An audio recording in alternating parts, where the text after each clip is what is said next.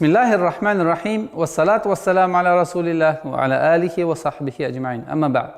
Дорогие зрители, на прошлых занятиях мы с вами прошли огласовки фатха и касра. И сегодняшняя наша тема, третья огласовка, дамма. У. Обратите внимание. Краткий У в арабском алфавите обозначается надстрочным знаком в виде запятого, маленького запятого.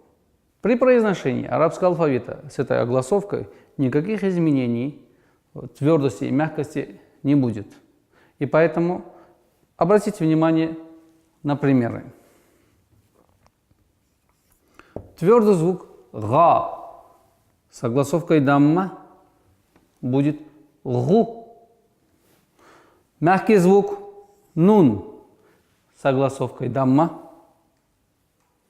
будет «ну». И давайте напишем несколько примеров. Например, звук «са» с огласовкой «су». Звук «даль» с огласовкой «дамма» «ду». И как мы сказали, это огласовка, которая называется «дамма». Чтобы в транскрипции можно написать таким образом. Дамма. Нужно обращать внимание на четкость произношения, чтобы не происходило назализации, то есть носового произношения звуков. Огласовка дамма, как мы с вами уже сказали, краткий звук У, надстрочная.